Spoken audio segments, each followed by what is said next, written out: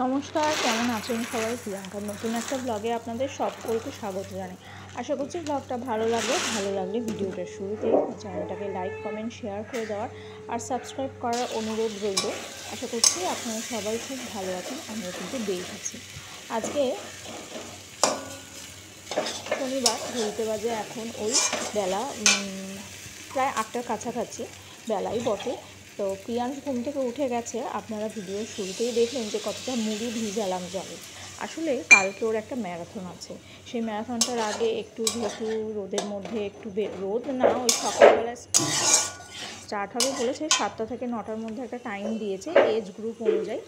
তো সেই অনুযায়ী আর কি ম্যারাথন আছে। তা যাই হোক, একটা দৌড়ানোর ব্যাপার আছে গরমের মধ্যে, গরম তো বেশ ভালোই পড়ে গেছে, তাই তার আগেও শরীরটাকে একটু সুস্থ রাখার চেষ্টায় আছি। তাই সকালবেলা ঘুম থেকে উঠে একটু জলমুড়ি ব্রেকফাস্ট করাবো, আর ওইদিকে একটু পুঁই শাকটা নাড়া দিয়ে দিলাম। ওই যে বসিয়েছি, রান্না করতে করতেই রান্নাঘরে দাঁড়িয়ে এই কাজটা করছি, তাই মাঝে মাঝে একটু ওটাও নাড়া দিচ্ছি। আর আগের সপ্তাহে তো ওর একটু শরীরটা খারাপ করেছিল, বেশ একটু ডিহাইড্রেশন মতন হয়েছিল, বেশ লুজ টুল হয়েছিল, তাই আর কি এই ব্যবস্থা। আমি এরকম মাঝে মাঝেই গরমকালে করে থাকি, কখনো মেথি মুড়ি বা লাল বাতাসা ভেজানো জল বা জল মুড়ির খাওয়া, এগুলো করলে তো শরীর বেশ হালকাই থাকে। দাঁড়ান, পুঁই শাকটা মাঝে মাঝে নাড়া দিতে হবে, নইলে ওই যে মোছা মোছা ভাবটা সেটা আসবে না, একেবারে ঝোলটা শুকিয়ে যাবে। ঝোল বলতেই যে রসটা একটু একটু দেখা যাচ্ছে, সেটা শুকিয়ে যাবে, রুটি দিয়ে খাওয়ার মতন আর উপযুক্ত থাকবে না, একেবারে কাঠি কাঠি হয়ে যাবে। আর কুমড়োগুলোকে দেখুন একটু ঘেটে ঘেটে দিচ্ছি, কারণ রুটি খাওয়ার সঙ্গে একটু মাখা মাখা তরকারি না হলে আর কি ভালো লাগে না।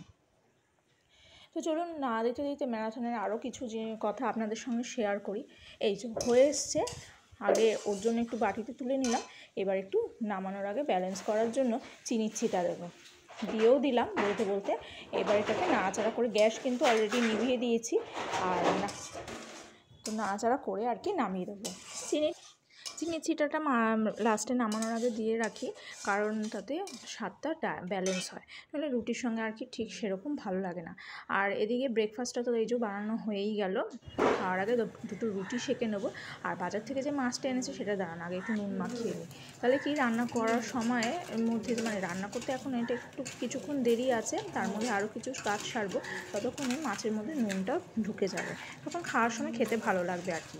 আর এটা তো লেজাটা দেখে বুঝতেই পারছেন বোয়াল মাছ, আর আমি তো বলে থাকি বোয়াল মাছটা আমাদের বাড়ির জাতীয় মাছ, কারণ আমাদের এই মাছটা বেশ খাওয়া হয়।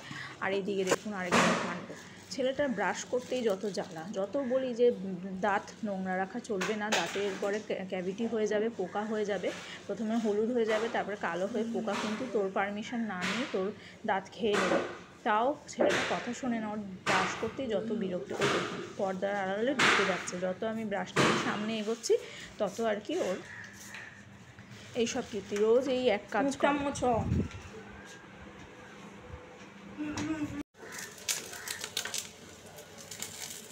আর এদিকে ডিমের অমলেটটা ভেজে আগে প্রিয়াংশের বাবাকে একটু দিয়ে দেবো, এই যে ওর ব্রেকফাস্টটা রেডি, তারপরে আমরা মা ছেলেও খেয়ে নেব।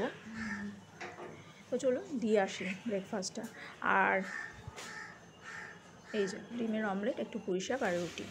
তো পুঁই শাকটাও আমাদের জাতীয় সবজিই বলা চলে, মানে আমাদের বাড়ির আর কি। আর এদিকে ভাতটা তো বসেই গেছে, ব্রেকফাস্ট অলরেডি হয়ে গেছে আমাদের, ভাতটা বসেছে। আর দেখুন বাইরে রোদটা দেখুন কেমন ঘন করছে, আর আরেকজনের কাণ্ড দেখুন একবার।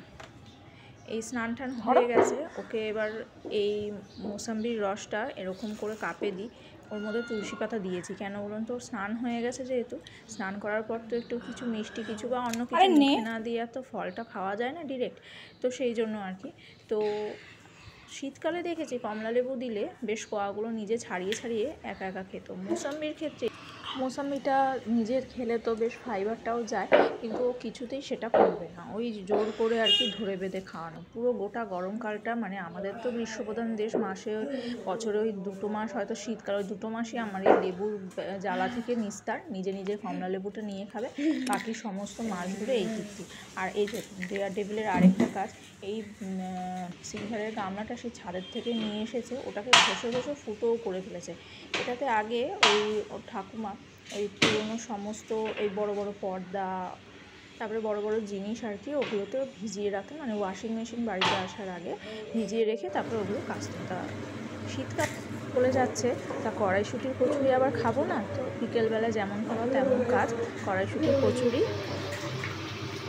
এই যে কটা লেচি রেখে দিলাম, আর এই যে 4টে ভেজে নিয়েছি। ভেজে নিয়ে এবার একটুখানি খাই, দুটো খাই। তো 4টে ভেজে নিয়েছি, 2টো আমি খাবো, 2টো প্রিয়াংশকে দেবো, আর বাকি লেচিগুলো ওই যে ময়দা মাখিয়ে সাজিয়ে রাখা আছে, সেটা পরে এসে ভেজে নেবো। তো চলুন আজকে 2টো জায়গায় যাব, কোথায় যাব সেটা আপনাদের সঙ্গে অবশ্যই ভাগ করব, আর আপনাদের নিয়েও যাব, দেখে আপনাদের ভালো লাগবে আশা করছি। তো দেখতে দেখতে 4টে কচুরি কিন্তু ভাজা হয়ে গেছে, 2টো আমি খাবো, 2টো প্রিয়াংশকে দেবো। কচুরিগুলো কিন্তু খারাপ ফুলছে না, ভালোই ফুলছে বলুন।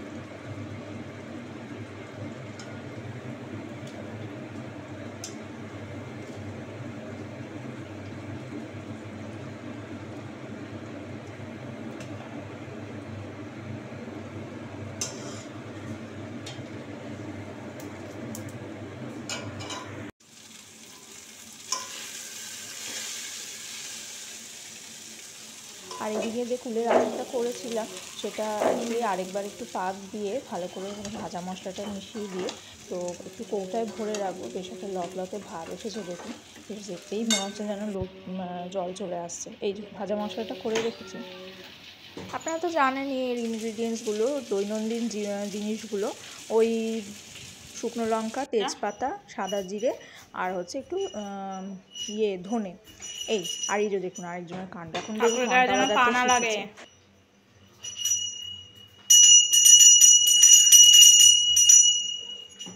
ভাবছি আর কটা দিন গেলে তাহলে বেশ আমার কাজে লাগবে, সময় অসময়। এই প্রদীপ চলছে।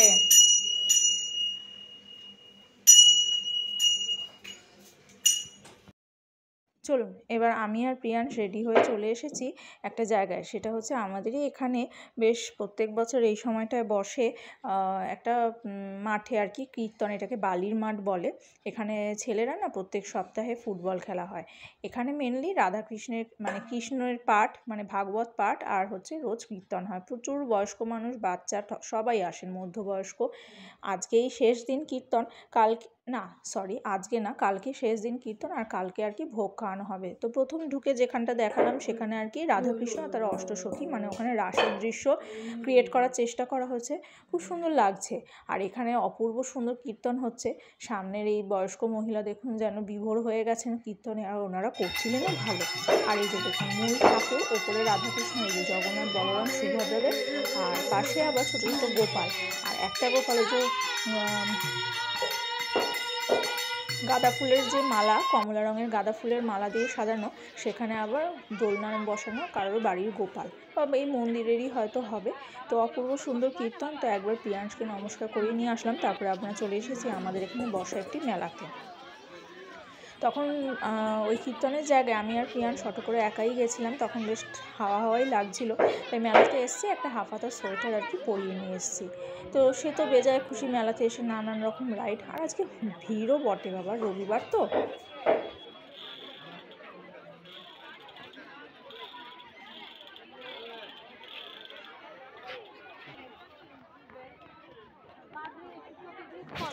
ওই দোকানটাতে বেশ সুন্দর সুন্দর, এই যে এই দোকানটাতে ছোটোদের ছোটো গল্পের বই পাওয়া যায়।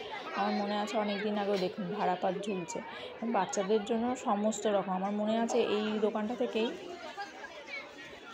আমি একবার একটা গোপাল ভাবে বই কিনেছিলাম, সেটা এখনও প্রিয়াংশকে মাঝে মাঝে পড়ে শোনাই। তো এইদিকে ওর বাবা একটু ওর জন্য খেলনা দেখছে।